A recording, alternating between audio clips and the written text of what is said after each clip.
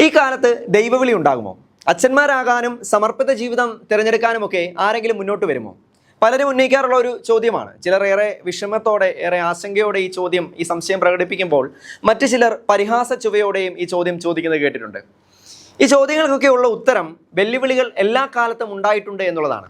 കേവലം 12 പേരെ വിളിച്ച് ആ 12 പേരാൽ വിളിച്ചു ചേർക്കപ്പെട്ട ഒരു വിശ്വാസ സമൂഹം വളർന്നു വന്നതും ഒരു വലിയ സമൂഹമായി മാറിയതും അനേകം വെല്ലുവിളികൾ തരണം ചെയ്തുകൊണ്ട് തന്നെയായിരുന്നു.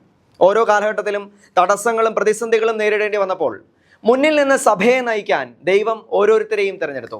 അവരിലൂടെ പരിശുദ്ധാത്മാവ് സഭയെ മുന്നോട്ട് നയിച്ചു. അവരെല്ലാവരും തിന്മയ്ക്കെതിരെ കാലഘട്ടത്തിൻ്റെ ആയുധമായി മാറി. ഇത് തന്നെയാണ് ഈ കാലഘട്ടത്തിലും സംഭവിക്കുന്നത്. ദൈവിക തിരഞ്ഞെടുപ്പുകൾ അതെല്ലാ കാലത്തും ഉണ്ടായിക്കൊണ്ടേയിരിക്കുന്നു. അതിൻ്റെ ഏറ്റവും ഒടുവിലത്തെ ഉദാഹരണത്തിനാണ് കഴിഞ്ഞ ദിവസം കൂടി റോം സാക്ഷ്യം വഹിച്ചത്. ഓപ്പസ് ദെയ് സമൂഹത്തിൽ നിന്ന് 20 ഡീക്കന്മാരാണ് വൈദികരായി അഭിഷിക്തരായത്. വിശുദ്ധ ജോസ് മരിയ എസ്ക്രീവ ആരംഭിച്ച ഓപ്പസ് ദെയ് സമൂഹം പഠിപ്പിക്കുന്നത് എല്ലാവർക്കും വിശുദ്ധിയിലേക്ക് എത്താനുള്ള ക്ഷണമുണ്ടെന്നും സാധാരണ ജീവിതമാണ് വിശുദ്ധിയിലേക്കുള്ള ഒരു വഴിയെന്നുമാണ്. ഓപ്പസ് ദെയ് എന്നാൽ ലാറ്റിൻ ഭാഷയിൽ വർക്ക് ഓഫ് ഗോഡ്, ദൈവത്തിൻ്റെ പ്രവൃത്തി എന്നാണ് അർത്ഥം.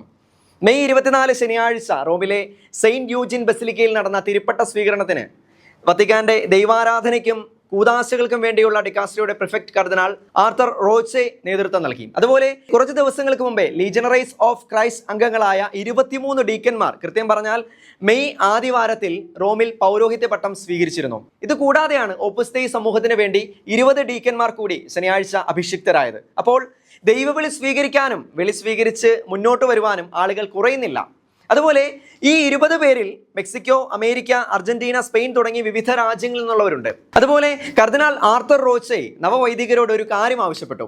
നിങ്ങളെ വിളിച്ചവനോട്, നിങ്ങളുടെ ഹൃദയത്തെ സ്പർശിച്ചവനോട്, നിങ്ങളുമായി തൻ്റെ പൗരോഹിത്യം പങ്കിടുന്നവനോട് നിങ്ങൾ അടുത്തിരിക്കണം. ഒപ്പം അദ്ദേഹം കുറച്ച് കാര്യങ്ങൾ കൂടി അവരെ ഓർമ്മപ്പെടുത്തുകയും ചെയ്തു. പരിശുദ്ധ പിതാവ് ലെയോ 14 മാർപ്പാപ്പ കഴിഞ്ഞ ഞായറാഴ്ച പറഞ്ഞതുപോലെ നിങ്ങളുടെ ജീവിതം നിങ്ങൾ നല്ല ഇടയനെയാണ് ഭരമേൽപ്പിക്കുന്നത്. നിങ്ങൾ അവനിൽ ആശ്രയിക്കണം. അവൻ നിങ്ങളെ പരിപാലിക്കുന്ന ഇടയനാണ്. പേരുകൊണ്ട് മാത്രമല്ല, നിങ്ങളുടെ ഹൃദയത്തിൻ്റെ ആഴങ്ങളിൽ നിങ്ങളെ അറിയുകയും തൻ്റെ ജീവിതവും നിങ്ങൾക്ക് ആവശ്യമുള്ളതെല്ലാം നൽകുകയും ചെയ്യുന്നവനാണ് അവിടുന്ന്. ഈ വാക്കുകൾ നവവൈദികർ തങ്ങളുടെ ഹൃദയത്തിൽ സ്വീകരിച്ചു, ആത്മാവിൽ ഉൾക്കൊണ്ടു.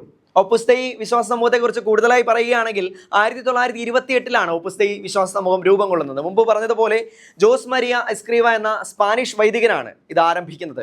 വ്യക്തിപരമായ പ്രാർത്ഥനാ ജീവിതചര്യയിലൂടെ വിശുദ്ധി പ്രാപിക്കാനുള്ള മാർഗനിർദ്ദേശങ്ങളാണ് ഓപ്പസ് ദെയിലെ അംഗങ്ങളായ വൈദികരും സന്യസ്തരും അൽമായരും അനുഷ്ഠിച്ചു പോരുന്നത്.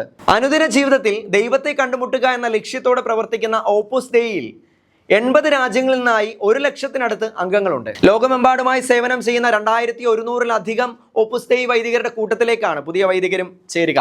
കാലഘട്ടത്തിന്റെ വിളി തിരിച്ചറിഞ്ഞ് ക്രിസ്തുവിന്റെ സുവിശേഷമായി മാറാൻ പുതിയ വൈദികരെ നിത്യപുരോഹിതനായ ഈശോ സഹായിക്കട്ടെ. ദൈവവിളി സ്വീകരിച്ച് അനേകർ എക്കാലത്തും ക്രിസ്തുവിനെ പ്രഘോഷിക്കാൻ മുന്നോട്ട് വരട്ടെ. ദൈവം സഹായിക്കട്ടെ. ദൈവത്തിന് സ്തുതി.